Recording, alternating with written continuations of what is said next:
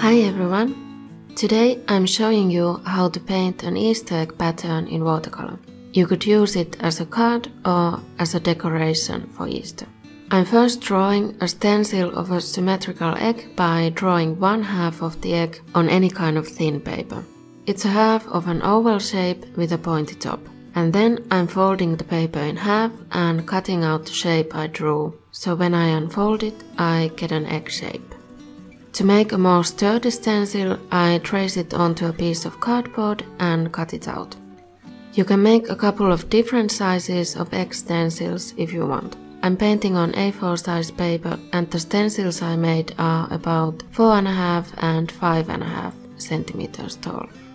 Another option is to trace the egg stencil onto baking paper with a pencil and use that to copy the egg shape onto watercolor paper. By using a stencil, I don't need to try and draw a bunch of symmetrical eggs. I can just draw it once and then copy-paste that many times. So I'm placing the cardboard stencil onto the paper and using it as a guide and drawing the egg outlines with a watercolor pencil. With the baking paper, turn the drawn side down and draw over the outline again, and the original lines will transfer onto the paper. You can keep using the same drawing, just turn over the baking paper and repeat. Using a softer pencil will produce more prominent outlines. When you're using the cardboard stencil, you can also draw lightly with a graphite pencil, but the watercolor pencil lines will dissolve in water, so they're likely to disappear when you paint over them. If you know what colors you want the eggs or the background to be at this stage, use that color. I outlined everything in blue and some of the eggs turned out to be yellow and the yellow and blue mixed to make green, which wasn't necessarily what I wanted. When I was done adding the eggs, I drew patterns on some of them. You can again use the baking paper if you want to copy the same pattern over and over again, or you can just draw freehand patterns. You don't even have to draw them beforehand, you can just go straight in with a brush. I used feathers, stripes, flowers, scales and dots for these Easter eggs.